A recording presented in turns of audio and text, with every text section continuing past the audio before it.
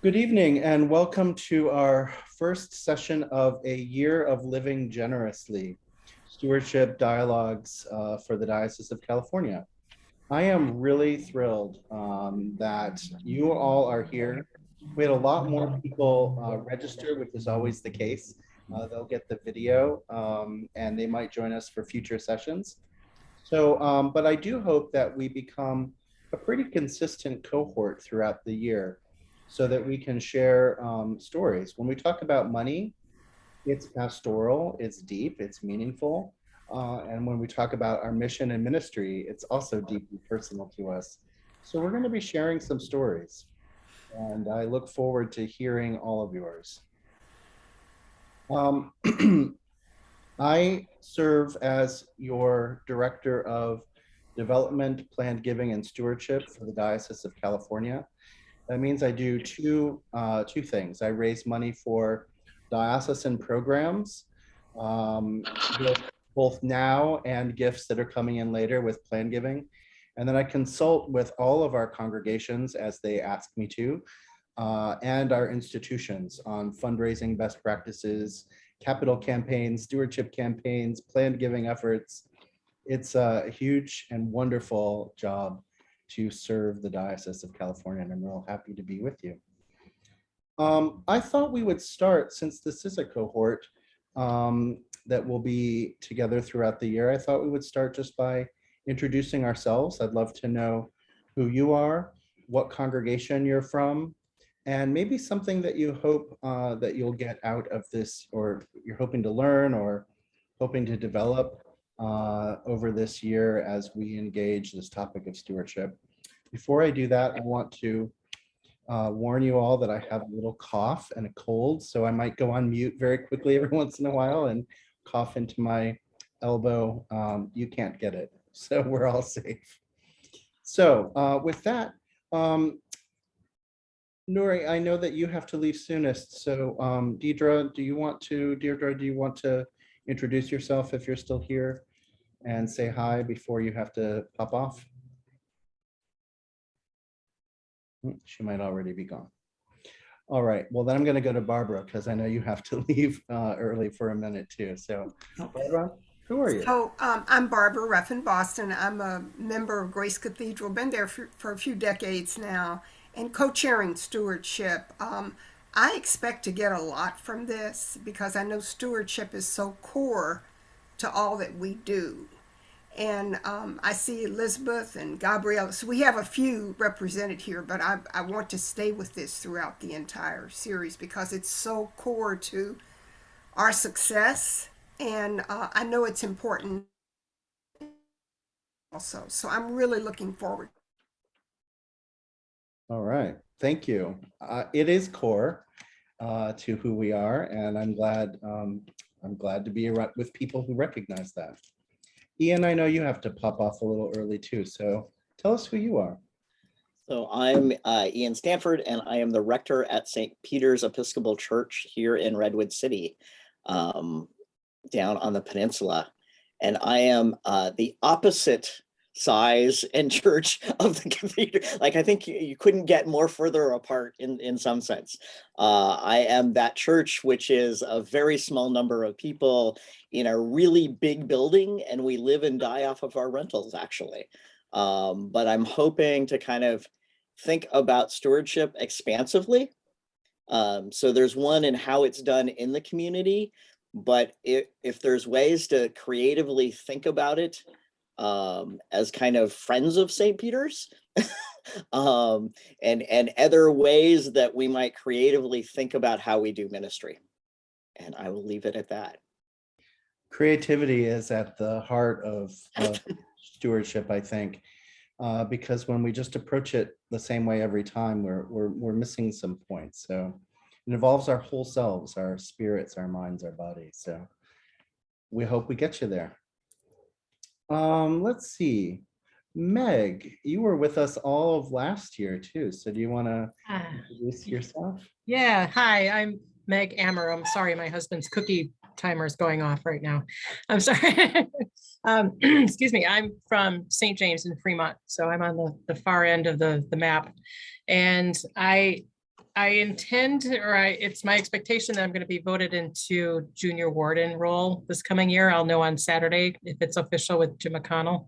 Also on the screen, if he nominates me and I don't get any candidates running against me. But I've been on vestries before, but we've had stewardship committees in the past, but we haven't had one in a couple of years, I think. And I think learning what I did last year on the in these classes, I learned a lot about vulnerability, and we were asked to do a stewardship thing at the end of last year. And I took that to heart more than I realized I did. And so I think it helped. We had a really good stewardship season last year. So what I hope to learn this year is to kind of expand that and turn it into something that's not just at the end of the year, and kind of turns into something that is more organic and not something that all of a sudden hits like it always does. It's something that can stretch all year long. So that's all. That's a lot. That's all right. Thanks for sharing that. I also, I want to be in your house where it smells like cookies right now. So that sounds pretty good. Jim, you were mentioned. Tell us about you. Okay, I'm Jim McConnell, St. James in Fremont. I am their senior warden. I attended a few last year's sessions. I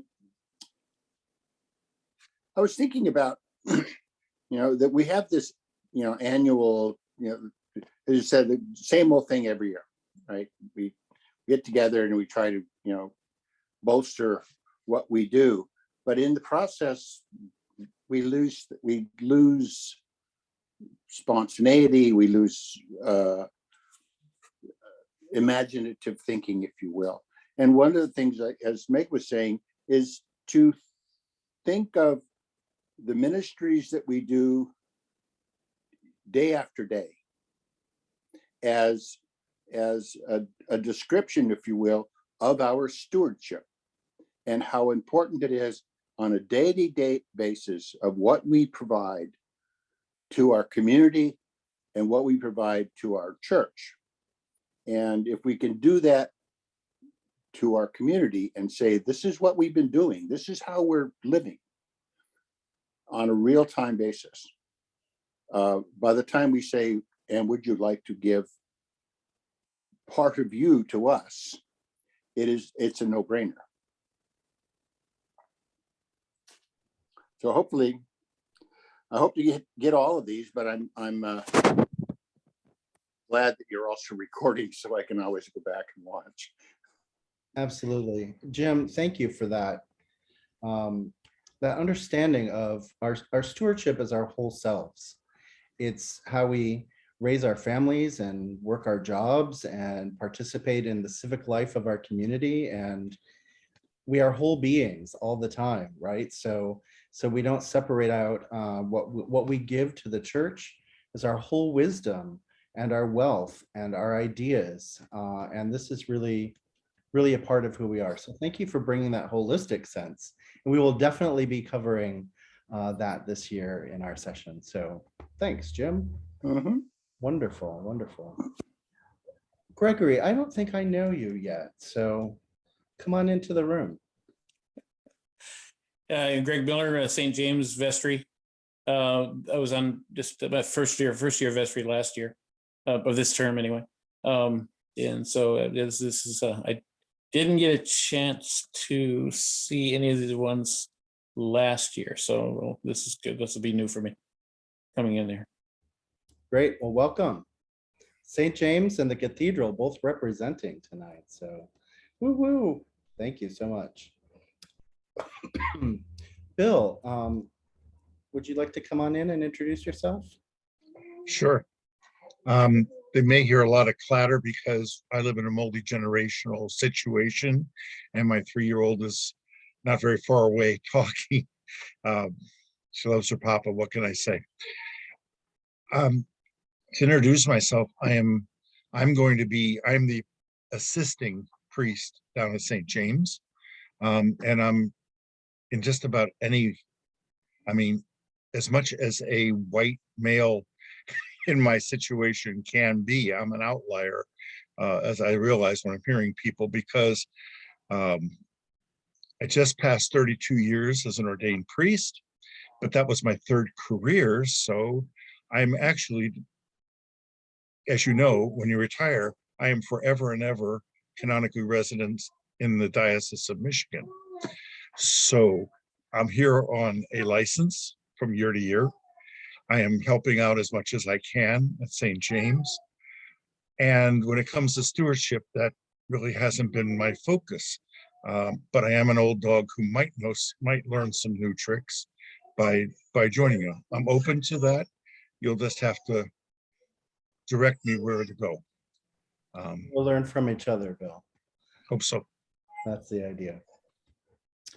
Gabriella, I'd love to hear about you. Okay, so I'm Gabriella Strand Bruce. I go to Grace Cathedral. I'm on the stewardship committee. I'm back on the stewardship committee. I've been on it before, then I've gone off, I'm back on. I think that's something that people do. I think you do your time and you come back, because it's something that just should flow throughout. I think one of our people on stewardship, when she was introducing herself last week, said that it's a really great way to know all aspects of the church. And I really feel strongly about that myself. When she said it, it rang true for me too. I took classes with Terry Parsons a long time ago. I haven't taken anything with you, Davey, so I'm so excited to learn from you. And to learn from everyone. I'm so glad to hear that there's a priest here. I had a priest say to me, this was a few years ago, that he didn't know anything about the finances of the church, and he was a priest and he thought that was just fine. And I was like in utter shock. And I'm so glad you're here, Ian.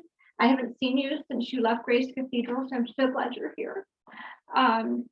Because I think that being a rector, I mean, that's like so critical to know what's going on, and this is such a big part of it. So I'm so glad that it's not just all lay people here today. Yeah, we have a good mix. Thanks, Gabriella, and welcome back to stewardship. It keeps pulling you back. I love it. That's how it goes. Elizabeth, come on in. Oh, well, I'm Elizabeth Leap. I'm the annual giving manager at Grace Cathedral, and I'm so inspired by Gabriella and Barbara, who are my partners at Grace. Barbara, as you know, she said she was the co-chair, and Gabriella came back onto the committee, and both been incredible leaders of stewardship at Grace. And I am here in the for the year. I really enjoyed last year's series that I attended with Davey, and I learned so much. I don't come from a religious background, and yet here I am managing the campaign for stewardship at Grace, and I love it, and I love the people, and it's just perfect for me. And I am here to learn about what inspires giving to the church. I learn something every day. I learn so much from my priest colleagues who I am on the same floor with at Grace, and I'm just always soaking it all in. So thank you all for having me, and looking forward to the year. You are very welcome here, Elizabeth. We're so happy to have you. And love, you mentioned love many times, and that's also at the center of stewardship. It's why we do what we do. It's why we share stories with each other. It's why we take care of each other. It's part of this work. So thanks for being part of it. Is it Migo or Mego? I don't know you yet, so I'm excited to know you. Thank you. It's Mego, like Lego. I am first year, just finished my very first stewardship drive for St. Mark's Episcopal in Palo Alto. And I just had stepped off 3 years of vestry as the senior warden and right into stewardship because I just wanted something else. You know, I love being part of the church. I've been part of it for over 2 decades. And anyway, so here I was, brand new, have a great chair from last year who was so helpful, but we just got off this year's successful campaign. But I literally have so much to learn and so much I just learned. And if I can just glean more experience from everybody here, that would put me way ahead for my next year. So thank you. Thank you, Mego, and welcome.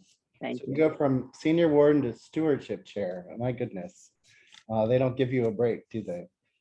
Busy times down at St. Mark's. We're glad you're here. Thank you. Let's see, who haven't we heard from yet?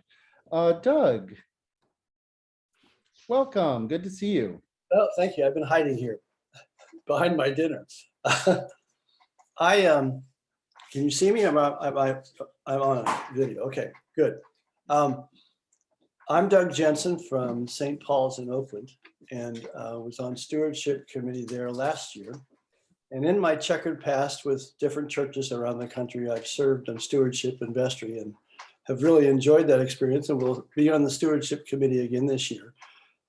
Sharon Pilmer was our senior warden and stewardship chair that just drove the record book. I mean, we beat all of our numbers this year. It was wonderful. So hopefully we can repeat that. I'm also very specially interested in Legacy Society and establishing one at St. Paul's so that we can honor those who have remembered St. Paul's in their wills and estate plans. So, but that's only part of stewardship. So I'm happy to be part of this for the whole year. So thank you. It's one important part, so we're glad you're a part of all of it. Thanks, Doug. So glad you're here. And Deirdre, welcome back from Parent Teacher Conference. Hi, yeah. So I'm Deirdre, and it's pronounced Deirdre, like you're writing a letter, Deirdre. Deirdre. And it's really nice to be with everybody. I'm the, I guess, the incoming stewardship chair for All Souls Parish Berkeley. And I was assisting the stewardship campaign for 2021, and now I'm in charge of it for 2022 and probably 2023 as well. So feeling a little nervous about it, although, you know, I really enjoyed the fellow that I worked with in 2021. He was basically the reason that I got involved, was that it was such a pleasure to work with him. And he's stepping off, so it's going to be my turn to sort of captain the ship. And I'm a little nervous about it, but I think it's a really great way to serve this amazing parish that I'm a part of. So here I am. Thank you. And you're a part of a great parish that is given so much to the diocese and to the city of Berkeley. So thank you for sharing your gifts with it and allowing it to influence you too. This is how we do it. You're not alone. You've got a good group here to get you through your first year alone as stewardship chair, and we'll be standing with you. I think that's all of us for now. I know that somebody's iPhone was on for a minute, but it seems to have gone again. So maybe he'll be back. And we'll see. So I'm going to share my screen. I'm going to go between sometimes when I share the screen and then when we come back in here for some group chat so that we can cover all of our content tonight. So let me go ahead and share my screen, and then we'll dig into it.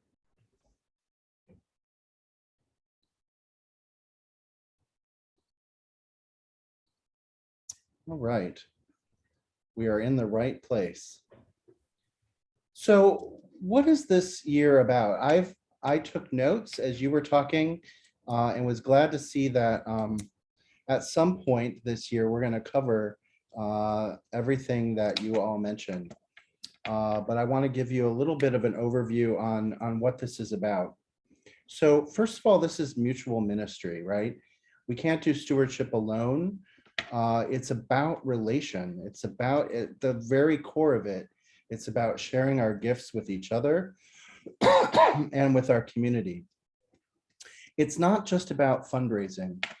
I got this really lovely email the other day from someone who was talking about her experience with stewardship and said that the campaigns that she's been a part of over her many decades as an Episcopalian that were most inspiring were the ones where, yeah, of course they talk about raising money, but they're talking about the reason why they're raising money, the work that they're doing, the mission and the ministry. And she was really excited about the fact that her congregation had strayed from that message for a while. They were all about the money, but now they've come back into the theology, the reason, the love that's associated with it. So yeah, stewardship's about our budgets and it's about our money, but it's also about what we do in our community, how we support the work of the church, small and big C, and how we support our communities. It's not something that we can do alone. We need each other to do it, whether that's a committee or a whole group of people, but also we need to bring, and I loved what was said earlier, that Jim said earlier about kind of bringing his whole self into this. All of our experiences, all of the pieces of our lives come together, excuse me, when we're talking about stewardship. It's also a lifestyle, it's a way of being, it's a relationship of gratitude that we live into, generosity and abundance. If we only think about stewardship at the time of the campaign, then it's a surprise to everyone, right? Oh, it's that time of year when we talk about money again. But if we are finding ways throughout the year to talk about generosity and abundance and the gifts that we share through formation and through some year-round stewardship focus, then when it comes time to raise the money for the campaign, it's not a shock. I know you probably have all been a part of stewardship campaigns before, where it feels like a disruption from church rather than the natural flow. And stewardship shouldn't feel like a distraction or a disruption. It should feel like it's just a part of the life of the community. And part of that's about our own selves, right? We're about to start talking about money, and money is an uncomfortable topic. And so we might say, here we go again, buckle up, folks, it's stewardship season. Those things that we say that are sort of funny, but not funny. And so I'm encouraging us as we move through this to think past the fundraising, think past the panic, and learn a little bit more about how we can support each other and this effort. Generosity is also a cultivated skill. It's a practice, it's a discipline, it's something that we have to work on. Our message from culture, from society says we should take care of ourselves and we should want more, we should provide. And so sharing generosity is something that's countercultural. And our churches, of course, talk about this a lot, but we need to remember that this is something, it's not a message that we always get from the rest of our culture. Generosity is something that comes from within. It comes from our faith, comes from our love. So what will we be talking about this evening? We're going to talk a little bit about our experiences and expectations about money and how that impacts our ability to be generous. We all come from a place with money and stuff and possessions, and it's not always a good place. Sometimes we have a checkered past, a mixed bag of experiences with money and possessions. So we bring all of that into a conversation about stewardship. You know, this is usual, right?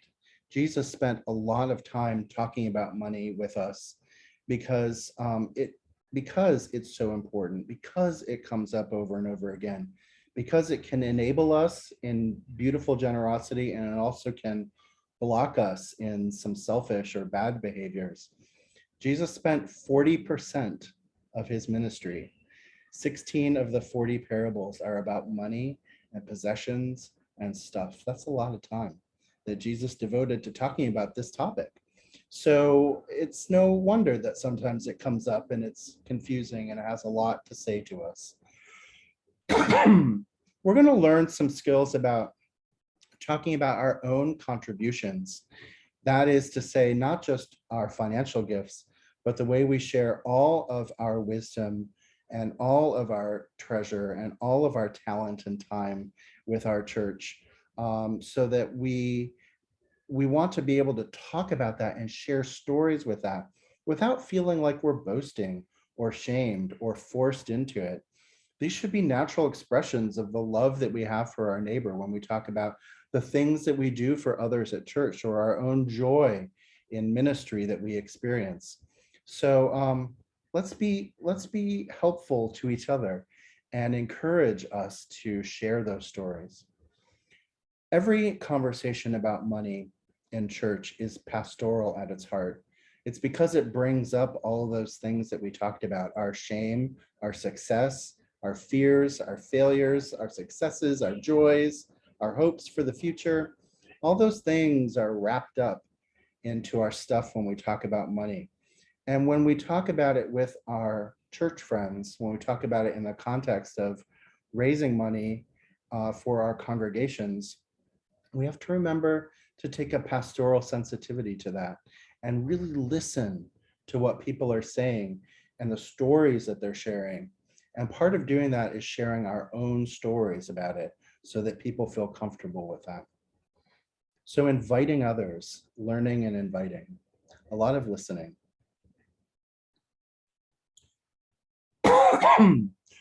So before we go any further in this content, I know that I'd asked you to take a little look at a tool called the Money Autobiography, and I sent it out in the links that came before this session. I received 2 emails from folks who expressed a real discomfort with sharing some of that information.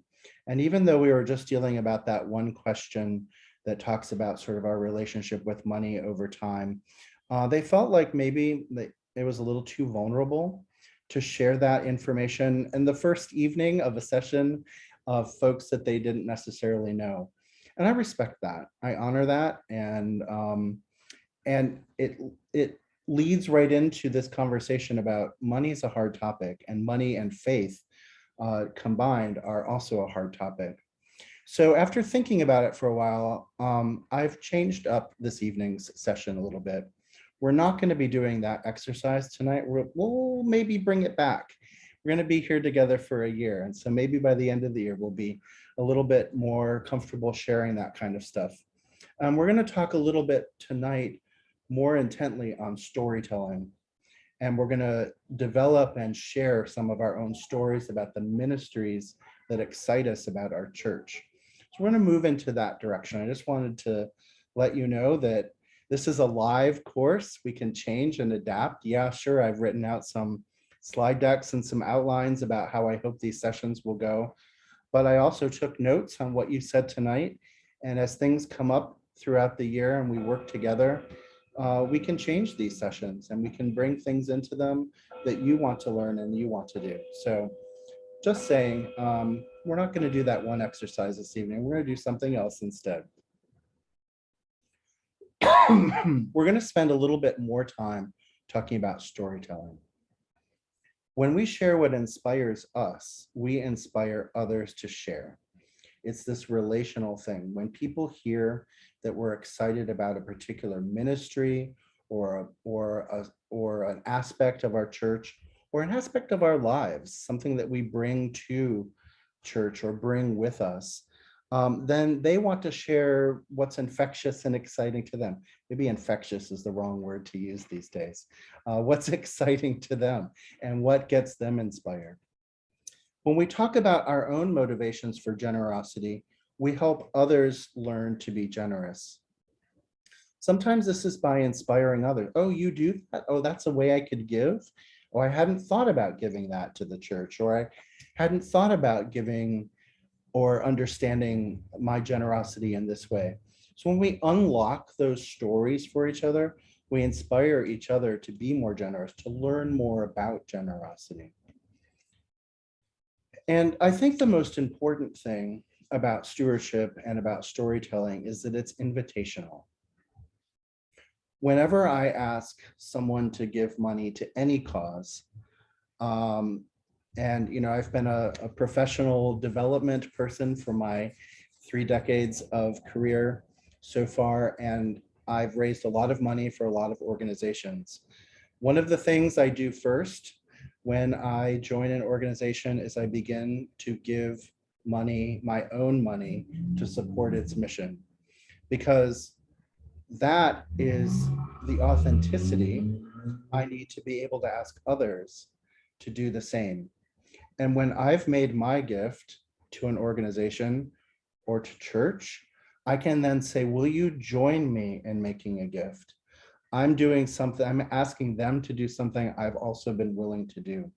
Now, I might not give the biggest gift. In fact, I never give the biggest gift, but I give a gift that's meaningful to me. And that's a really essential part of, of the storytelling role, because I then tell people why this mission inspired me to give of my wealth, and share that with others. And that helps them then understand. And then I can say, will you join me? Will you do this with me? This is something we do together. I always ask, whenever we're doing our stewardship campaigns, please have your leadership, your stewardship committee, your vestry, your clergy make their gifts first. They should be made even before the campaign starts. They should be the first forms that are filled out, the first forms that come in, because then all of those folks can go out and say, I've done this, can you do it too? We have 100% participation from our vestry, from our stewardship committee, from our clergy team. And then we then can go out and say, will you join us in doing this work? I want to talk a little bit now about public narrative, which is a way of framing stories. This is a particularly powerful way to share personal experience in a way that transforms people's points of view and communicates our messaging. Excuse me. So we start with what happened. What was it that what was the experience that made you feel some kind of connection? What made you feel connected, interested, motivated to the thing that you're talking about? So if it's a particular ministry in your church, if it's the warmth of your community, if it's the way the choir sounds, what is your entry point? What happened? And talk about the feelings about that, not the choir inspires me, but I get into a meditative state when I hear them singing and it makes me feel emotional. Talk about those feelings. Or I love watching the kids program because I feel so energized when I see them bounding around the room and learning about Jesus and experiencing this story for the first time. Dig into your feelings. This is the first step in helping others understand what your experience is. Did you get challenged in any way? When you were experiencing that, did something pop up at you? Like, maybe I have to change something. Maybe I have to learn something. Maybe I have to dig in a little deeper. Maybe I have to observe more clearly. Did you unlock a hunger for more information or for a deeper knowledge or wisdom about something? So were you challenged? Maybe you were challenged because you realized, wow, there are people out here feeding homeless people who are experiencing homelessness, and I'm sitting back and I'm not doing that, and maybe this is something I'm called to do, and you start to challenge yourself and explore it that way. Or maybe you see somebody that is struggling making a regular gift in the offering plate, and you say, well, if they can do it, then maybe I can do this too. So were you challenged by something? That's also a part of our experience. Struggle, challenge is one of the things that helps us motivate and motivates others when we can share those stories. Then consider how your choice to support something, your choice to learn something or change behavior connects with others or changes the outcome of the situation.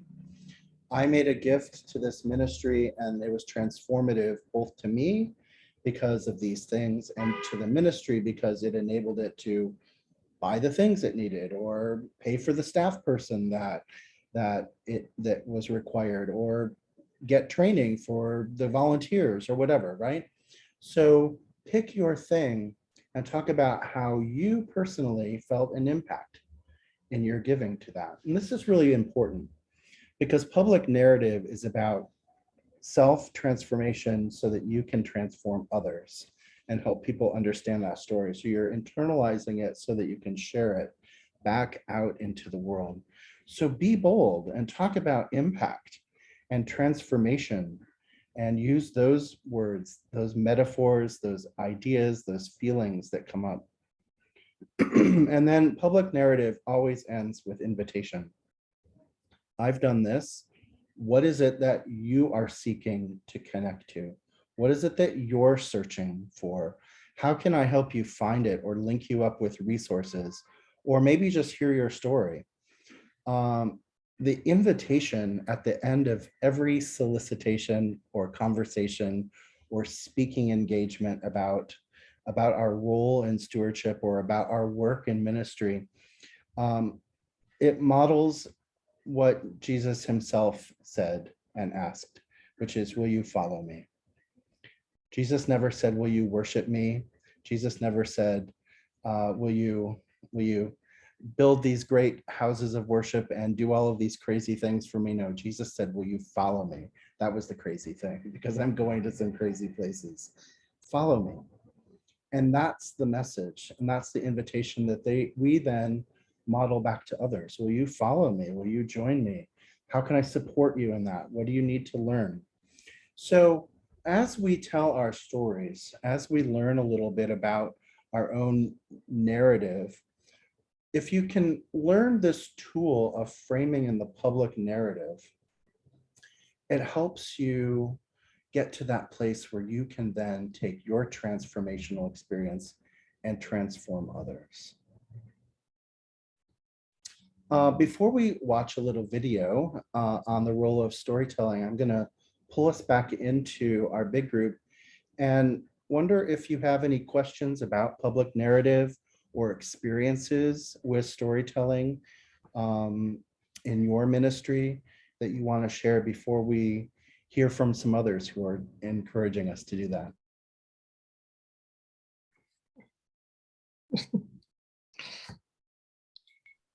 Yeah, Meg. We were kind of asked last year at St. James, a few of us in the vestry were asked to write articles sharing a story. Some of us were asked to speak, do a short 3 to 4 minute video that they played over the screen and during the live stream service about stewardship. And after learning what I learned last year about being vulnerable, I told a story, and it was the story of how I got to where or how I got to St. James in the first place. And it's a road that went back about 20 years and went through all the hard times, which I won't go to get into here. But the main part of the story was the doors were open to me, and but they were open for you too, because you're here. And I practiced my speech and in front of my husband, and he's like, where's the ask? So this is a great story, and it's great that you got here, but there's no asking of the listener. And so I kind of had to tweak the ending and say, well, the doors are open. They've been open for you. Who else is out there that we need to keep the doors open for? And so that was kind of my how I somehow tied the story into turning it into a, here it is. The doors are open for me and for you, and there's other people out there that are still looking for us. So that's how so please give kind of thing. So so it turned out pretty well. I got some good feedback. So that's a beautiful story, and I love the invite. So it has all those components of public narrative, right? Yeah, your own experience and the feelings, and maybe the vulnerabilities, that challenge, right? Yeah. An open door, you have to walk through it. Yeah. Well, and I hadn't realized that I didn't have that whole invitation at the end. And once after my husband told me that you're kind of missing that the punch at the end, and so I added that invitation at the end, and I'm like, oh, there you go. Okay, I get it now. All right, here's how this works. So I understand it now. Yeah. Thank you. That's a beautiful story. Mego, sounds like you have one too. We have a theme each year of stewardship, and maybe you guys do too, since I'm new at this. Ours was gratitude, and we always have stories in our weekly newsletter and in our stewardship spotlight, and they were all on gratitude. But because I was new at this, I thought it would be a great idea to actually do some art. I mean, we have so many artistic people. And instead of the same, story, and yours was great, Meg, and we don't really do an ask at the end, but we ask, what, show us your gratitude. Like, tell us, what are you grateful for at St. Mark's, so that other people can feel grateful for that. And then it's part of the stewardship spotlight. So bottom line is, so show us your gratitude. And so we did kids art, photographs of people for how they show gratitude. And we asked, instead of pledging, to show us your gratitude. And we did it all in percentages of not in money, but in percentages of, sort of per, like 70% of you have donated so far. But it was all based on these, not all, but based on weekly stories to share, like, what are you so grateful for about St. Mark's, that other people could say, well, actually, I'm really grateful for that also. And so that is a great reason to give. And it worked, but, could be a fluke for other reasons. But it was nice to kind of do these stories that we always do, but take a different, we based it on the theme of stewardship, the stories, rather than just people's stories, what they like about church. That it worked was no fluke. There was a reason behind it. So that's beautiful. I love it. Thank you. Another great example of storytelling. Yeah. And I missed, I was off when Elizabeth did her introduction and part of Gabriella's, but we've used, they could say more about this than I could, but 100% grace. But I think almost all of us on the stewardship committee between last year and this year have had a couple of minutes video where we've told our stories.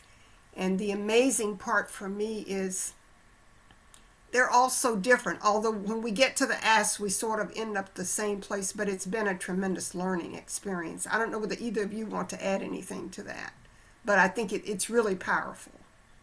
Yeah. I'll add something. So this has been like, I don't know, 25 or 30 people, Elizabeth, at this point. Yeah, I'll describe it more, but but go ahead. I was just going to say that in the past, it was like 1 or 2 people have done it per year. And now it's consistently every single week someone does it. And so they do it in person at the service. It's also part of the broadcast.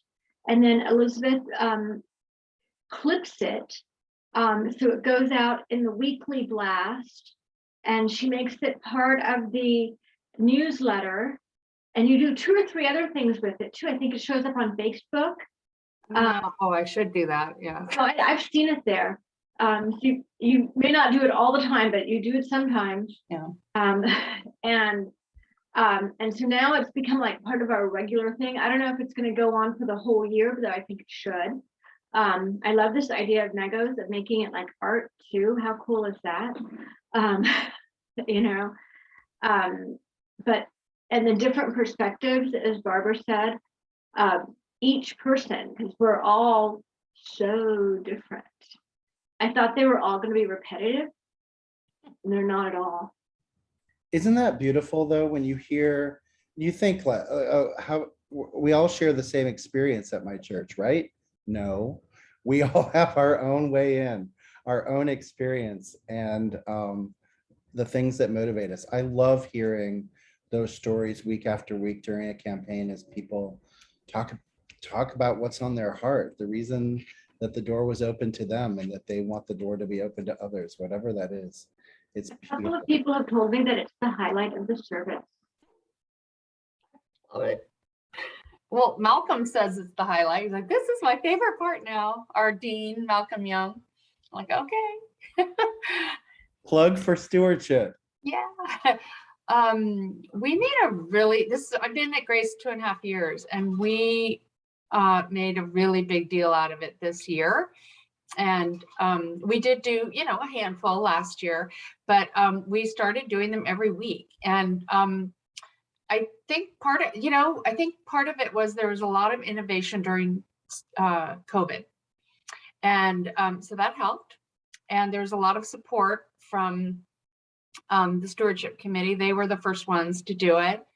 And I'm going to share some links online.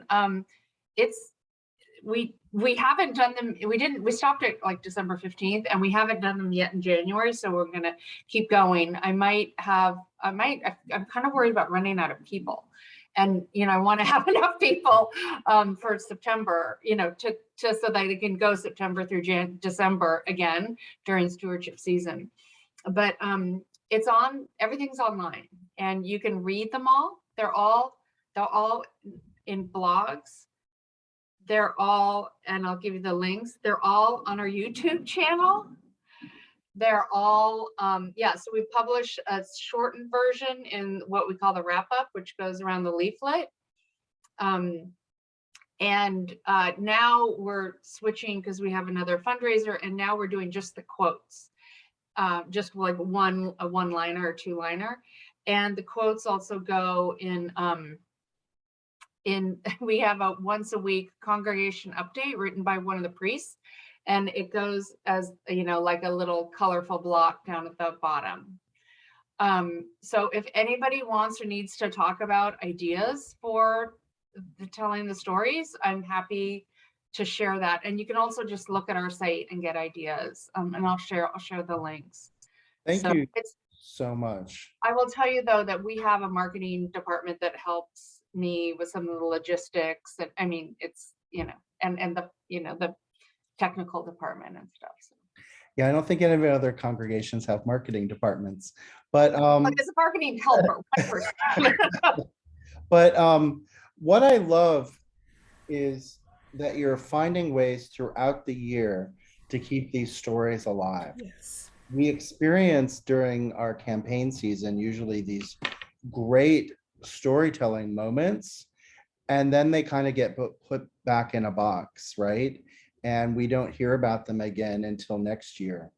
And I love that you're finding ways to do that. And not just the announcement during the service, but your bulletin, your newsletter, your website, your Twitter account, the ways that you can get these little quotes out throughout the year is really great. And it keeps that message, the stories alive. So I really appreciate that. Thank you.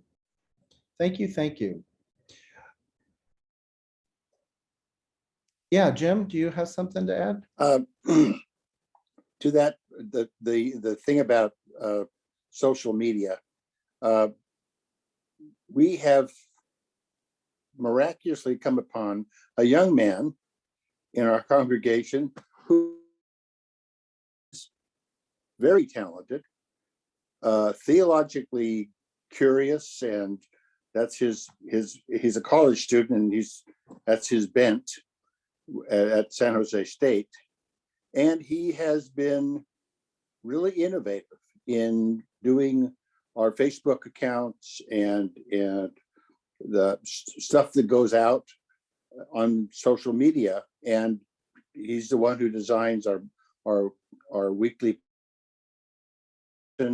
He's just he's a breath of fresh air, and he's a young man, which really helps.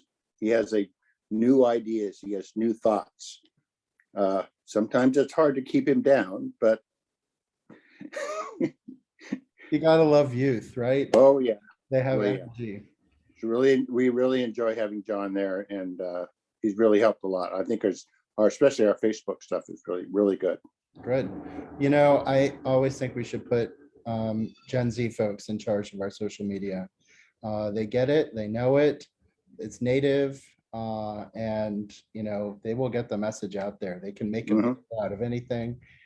They're really treasured. So that's that intergenerational experience in church too. Right. Thank you so much. I'm going to share a little video about the role of storytelling and the power of storytelling and stewardship. And then we're going to come back and talk a little bit more about our own stories and something you've already been sharing them because you're that kind of people. You're ahead of the game, which is lovely. But I'm going to share a little video and then we're going to come back and we're going to talk a little bit more about sharing your own stories. So I'm going to share my screen again. We're going to watch a YouTube video that's just a few minutes long, and then we'll come back in. If you could put your own self on mute during this, it'll help everybody's sound be a little better.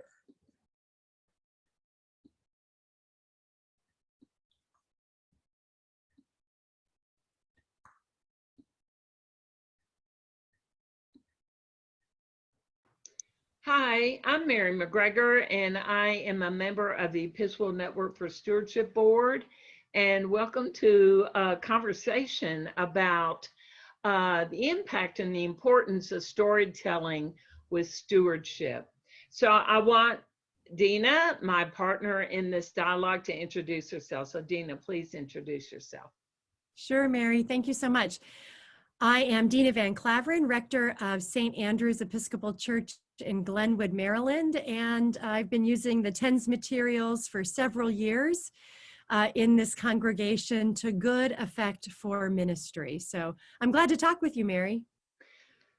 We both know the incredible importance of storytelling when it comes to all things stewardship. And we know that in congregations, it is about trusting each other and being vulnerable with each other in terms of our willingness to share some deeply held personal stories around stewardship. So I just want to ask you, as a rector of a congregation you've been in now for a while, talk to me about the power of storytelling in your congregation, and maybe you'd like to give a couple of examples of how you have instituted storytelling in an annual campaign.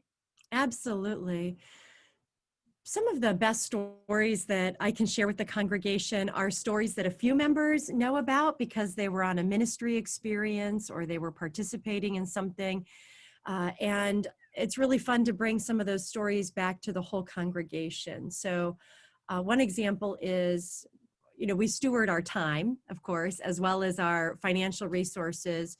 We steward our energy, and this congregation really dedicates a lot of energy and time to outreach ministry and to young people.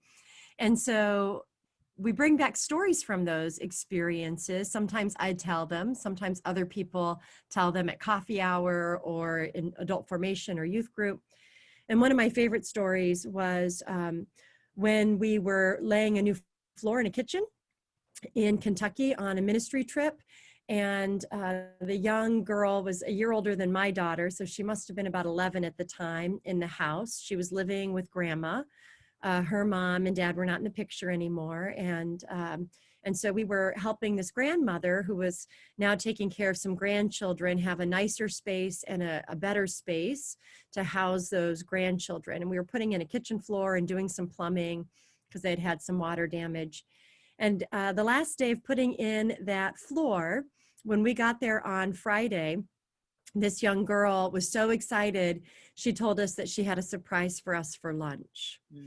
And what it was she'd saved a coupon she found in the newspaper, and she had ordered a 2-for-1 deal from Domino's. And she ordered pizza for our group. And let me tell you, you've been around enough church and youth events that pizza is a language that speaks across cultures. And she treated us to pizza from her birthday money. Wow. And when I think about the families that send their kids on this trip, some of them can write that check to send their kids $450. Some of them really save up to send their kids on this trip. And their generosity to one another in the congregation. And then we go and experience God's generosity from a Domino's pizza box, somebody's birthday money. I think of the widow's mite, really precious gifts that are given and really given freely. And one of the kids said to me, I don't think we should eat the pizza. there was some real discomfort in receiving the gift. And I said, you better eat that pizza. She wants you, that's it, you will return it to her so, we have to sometimes learn to receive the gift. And it doesn't really matter who has more money, who has less money. That kind of generosity and love really transcend cultural differences and economic differences. So that's a story that when it happened, I was moved to tears and had to kind of catch myself and act like this was normal. But later that night, there were some tears shed by all of us. And then it seemed really important to bring it back to the whole congregation, for the whole congregation that raised some funds for that trip to know what we learned there, by the grace of God. Well, on so many levels, it's such a powerful stewardship story, because it's also about the stewardship of those young people giving of their lives for a period of time to go to a place far away to help people they didn't know.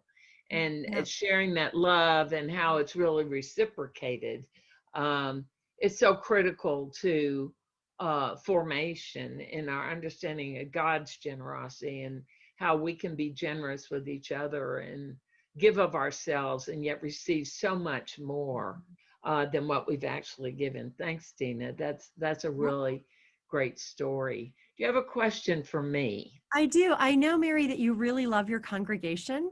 So if I had somebody in this congregation moving to Texas, to your neck of the woods, why should they go to your congregation? What do you love about it?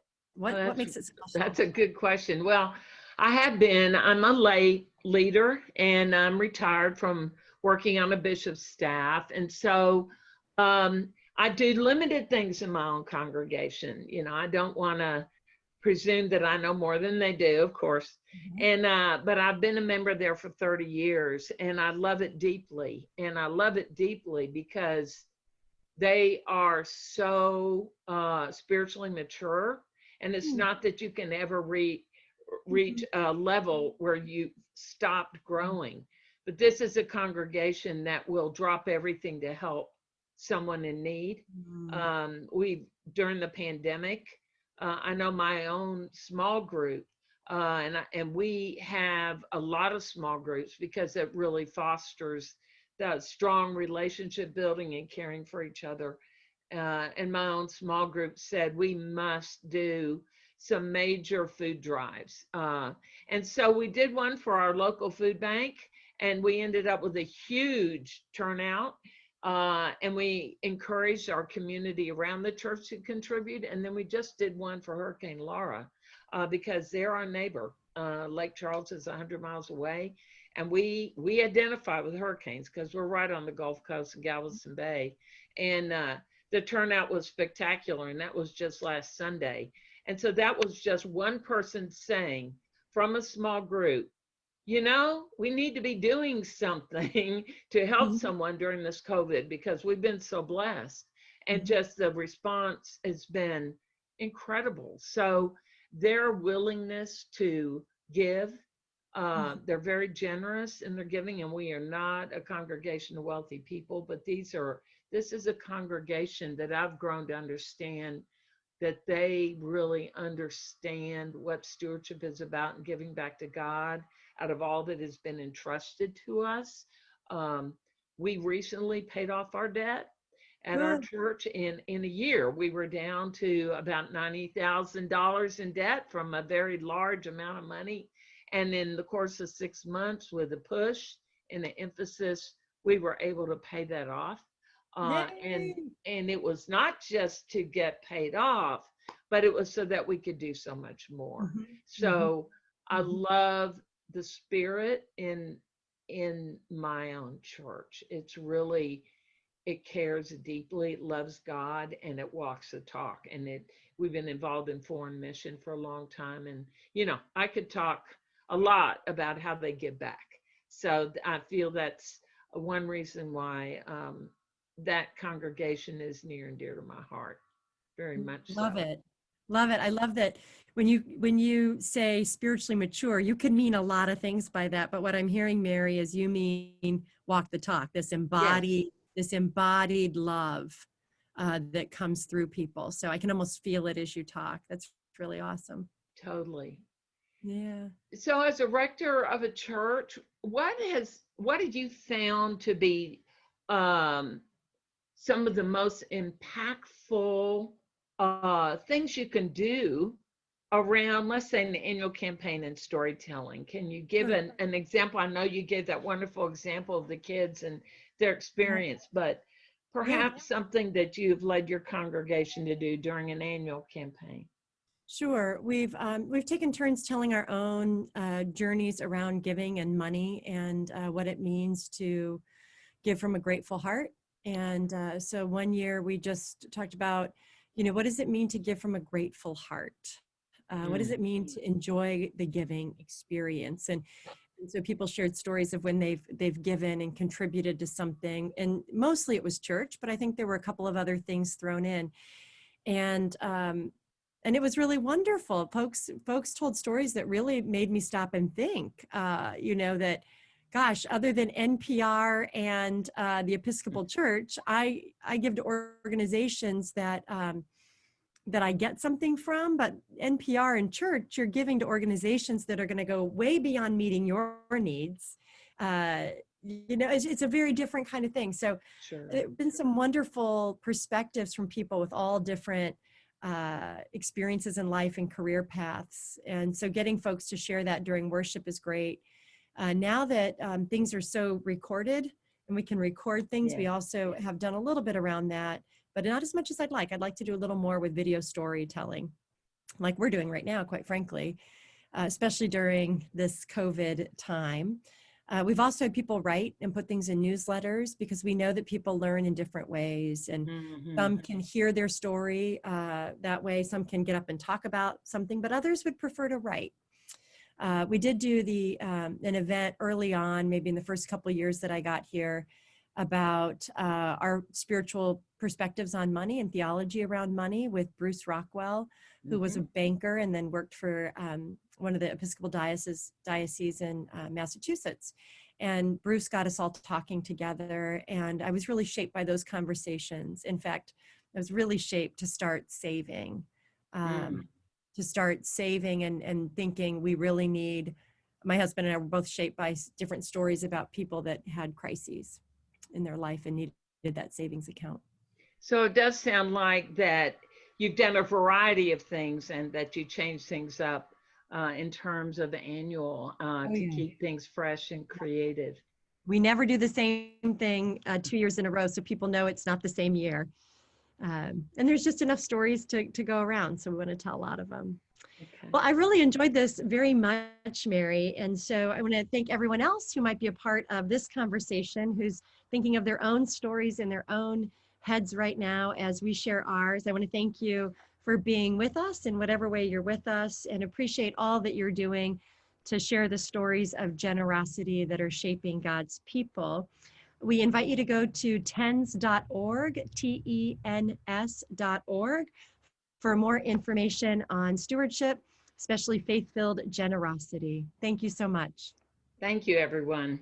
Bye-bye. Bye-bye.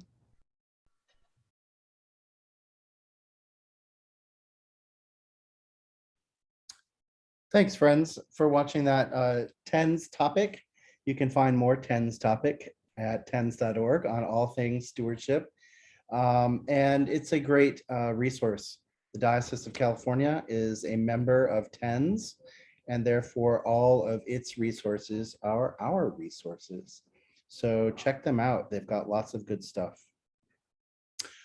So I wonder if we might accept, we've got about 20 minutes left in our time together, and I wonder if we might accept Dina's invitation to talk about,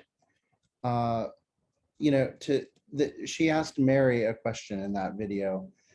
Somebody's coming to your city and they're looking for an Episcopal church. Why should they come to yours? Tell them what you love about your church. And some of you have already been sharing some of those stories about your own communities of faith. But I wonder if you were to answer that question, how you would answer that to someone. What would you tell them about your community and what you love about it, or maybe a ministry that inspires you? Who'd like to start off with something that inspires them about their church.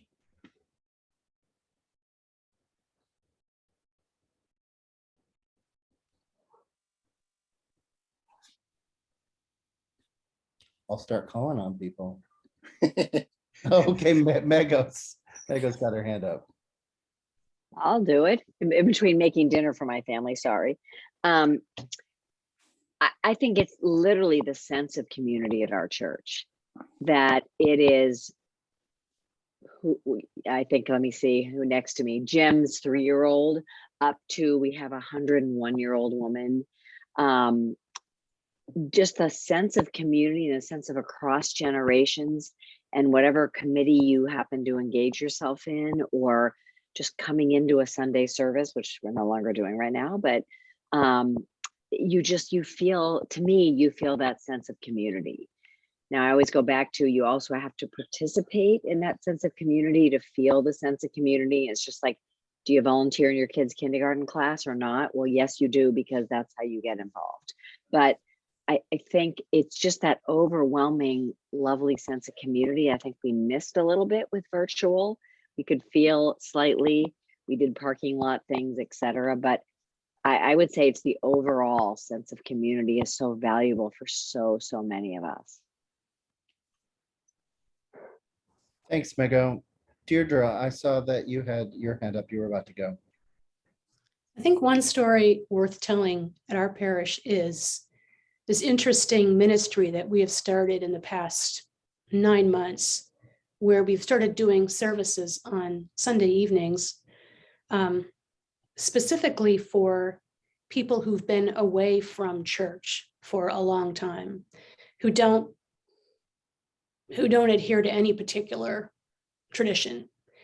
And it's a service that's held outside. And the organizer of it is someone that comes from was born and raised in a Pentecostal tradition, and eventually found their way to being an Episcopal, and wanted to reach out to that community. And although it's not a large group, that makes it better, because people feel really heard and seen, but not threatened, because they're outside. They're not in a super religious sort of space. It's a neutral space. And I think they just feel so surprised by that joy of rediscovering what they left, what means a lot to them, but what they now feel alienated from. So I think it's great. There's some powerful stories in welcoming people back, not just into a community, but into a relationship with God. People who have felt that injury and that separation. What a beautiful ministry that you all are doing at All Souls about that. It's been on my list of things to learn more about, because I think you're really highlighting a community of folks, especially in our secular Bay Area, that need to be heard and tended to. So thank you for that work and the stories that it must produce. Beautiful, beautiful. And I would say mine has often been, in quote, the welcome. I recall very vividly when I first visited Grace, I think in 81, and became a member in 83, but over the years, because if I'm like a lot of people, I've gone through a lot of changes, things that happen in different decades. I mean, there have been ups and downs, but I will often say that my experience was the welcome, going beyond just the greeting at the door, but meeting me wherever I was on my journey at that time. And that's the piece become a part of us, even in the story. But I think that's so critical, and it's probably represented here collectively in all of our churches. Yeah. The emotional connection. Beyond the building and the music and all of that, there's something that keeps me coming back. Yeah. You know, Barbara, what strikes me in what you're saying there is that, our churches are full of memories of other people's stories and contributions, right? In in stained glass, in the first page of a hymnal, on the back of a pew, in all kinds of places, we learn about the people who have been there before us and what they gave and what they added and what they brought to our communities. And seldom do we think, oh, wait, my story is now a part of this. I am woven into this fabric now as well. And so, my story will go on also. And I love that about church. We don't let go of people even when they leave. We remember who they were. My church here in San Francisco, I go to Holy Innocents in Noe Valley. And on Maundy Thursday, it's our tradition to tell the stories of ourselves over the year and also remember the people who have moved on, either because they moved away or because they've moved into the next stage of their being with God. And we recall them and we tell their stories again. And it's this beautiful evening of storytelling because everybody's still a part of that fabric. And I love that about church. It's so good. So your story, in the many decades that you've been there, you've added to Grace Cathedral, and you have your stories woven into that place as well. So thank you for acknowledging that and reminding us of it.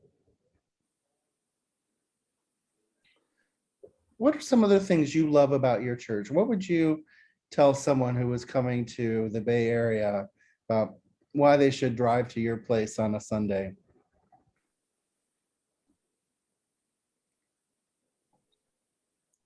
Yeah, Meg. Well, it kind of ties in with what you were just saying about all of our stories are woven together. And I look at St. James and Fremont, and I love seeing the it's taken a little bit of a hit lately, but the renewed emphasis on the children and the youth and the youngest members. And then we've got some great old timers that are they're like all my adopted grandmas and grandpas. And I get so much from such an extreme range of people that it's just like being in this big soup, and you just get all of this love, and they're the sincerity and the genuineness of everybody's time when you're in the same space together, and just the worship together and the conversations and the ministries that you join up with others with, that you would never cross paths with some of these people otherwise. And just the richness that I get in my life from being around such a great expanse of people is just priceless. I mean, that's what life is about. And so I would invite people to see that because it's just, I get enrichment from so many different places in addition to the worship and the lessons. So.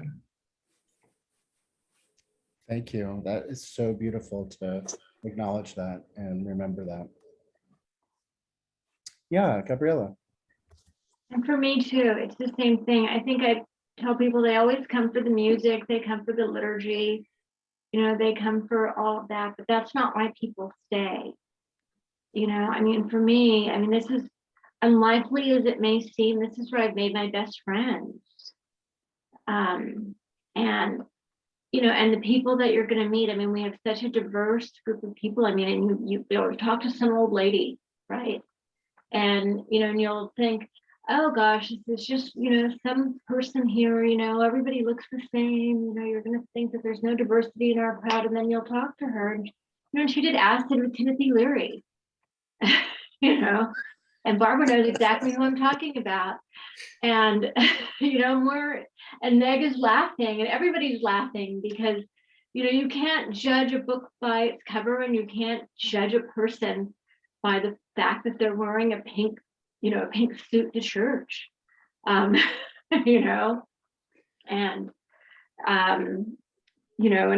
this is where you're going to meet the most interesting people and people that you like, and people who are fun and interesting, and people who are where else are you going to meet people? It's huge. Week after week, you're going to meet people, and people who have your same faith in God, and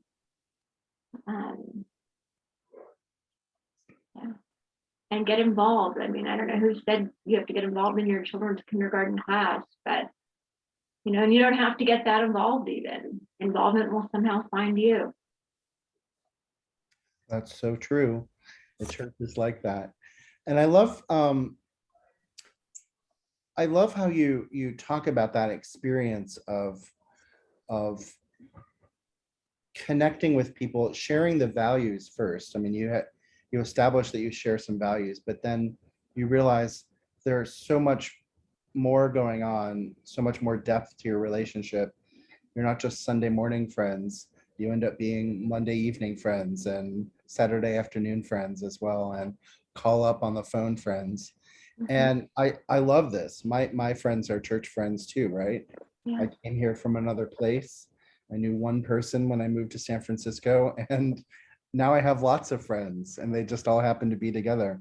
It's part of the reason why the pandemic has been so hard. When we first were cut off from each other and had to start clawing our way back in through Zoom or other experiences, it's been so noticeable. Oh my gosh, I just lost all of my friends in the first day, and now we're all calling each other instead of seeing each other, and it's a different experience. So I love what you're saying about that, how our relationships with each other. And then when we have these relationships, we care for the institution that cares for them, right?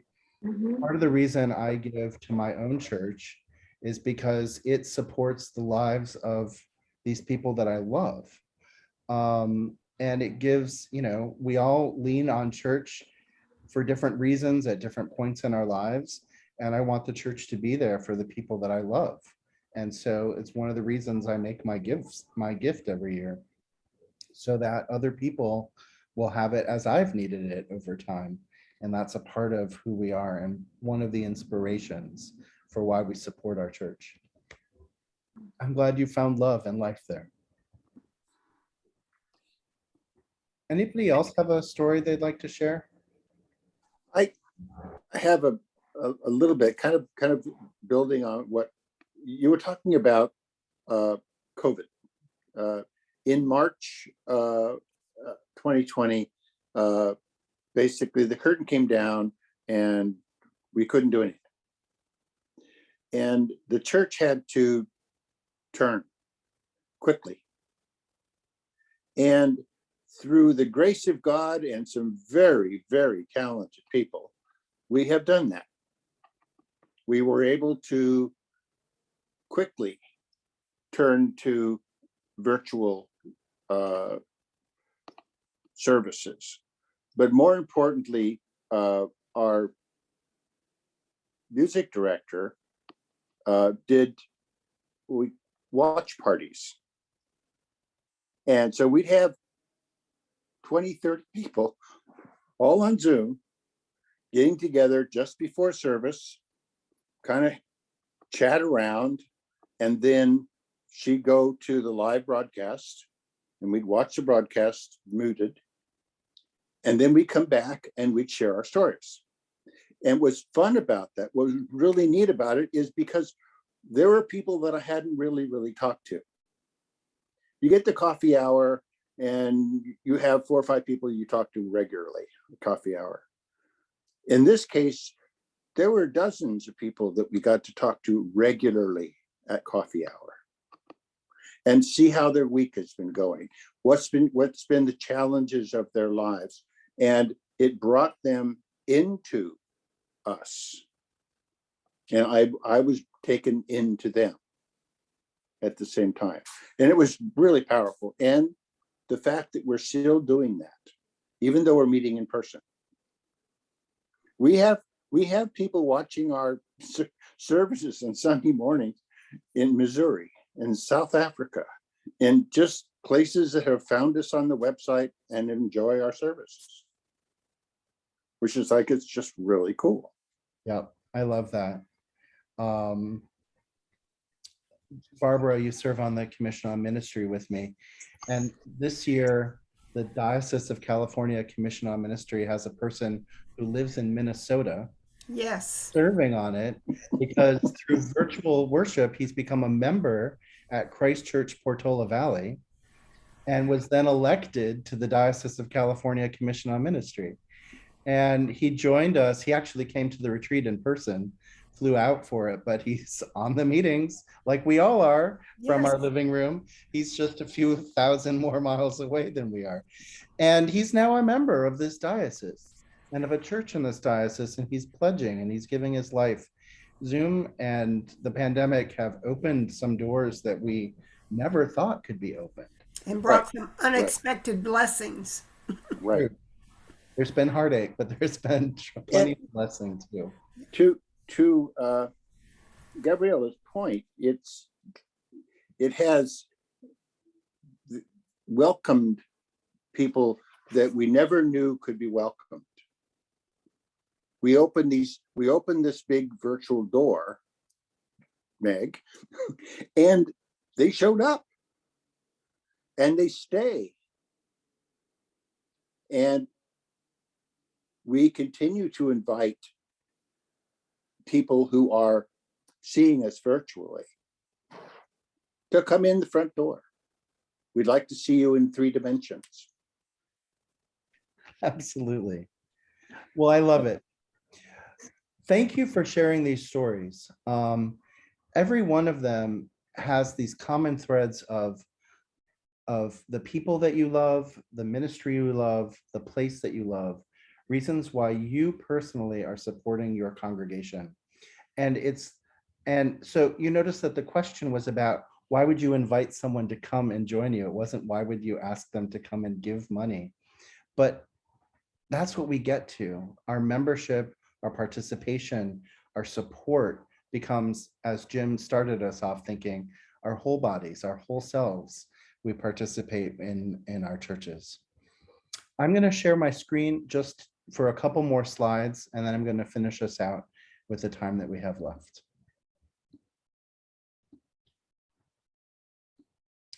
So now that we've talked a little bit about storytelling and stewardship, I want to remind us of what we've learned, that when we share and talk about our own capacity for generosity, we inspire others. When we talk about the things that we love, we open those doors and those windows and those thoughts to other people. When we share our own experiences with our neighbors, we learn from each other. I've learned from you tonight, and I've seen the sparks between you of learning from each other, of things that you'll take and think about. And this is what we do in community. And when we talk about what inspires us, which particular missions or ministries in our own communities make us proud to be members, we give others that enthusiasm. We share that enthusiasm. So you are all storytellers now. You know this art, you know this practice, and you can bring it, and it sounds like many of you are already bringing it into your churches. That's what this is about, and where we go from here. So let's talk a little bit about what happens next month. So every month we're going to do a little bit of this sort of the big picture of stewardship. We'll focus on a different theme, and we'll always have some practical knowledge. You heard people at the beginning talk about last year's session, which was all about basics, all about stewardship basics. We'll pull some of those basics in each session, but we're going to be talking more expansively about the holistic side of the theology of abundance, of generosity. And so next month, we're going to be talking about what motivates us to give, and what stories inspire us. And so I'm going to ask you, I'll send this out in our email so that we remember it. I'm going to ask you to remember a story, a book, a short story, a parable, a passage from scripture and some other place, a poem, whatever it is, that has inspired you to be generous or describes your generosity. It could be something from your childhood, something that you've just read. And we're going to share those stories from culture and tradition that lead us into our understanding of generosity, whether it's formative in our young years or more in our current years. So that's what we'll be doing next month when we gather together. And that's going to be on February the 24th. I'm really excited about seeing you all again. So what's going to happen is that I will share this recording and these slides with everyone who registered. There also will be posted. It'll take a few days for them to get posted on the Diocese of California website, but they'll get up there too. And then I will send you the link to that so that we can, these stories will stay up there and these videos. You can also see everything that happened last year on the DioCal website. And I'm going to pop that in to chat here.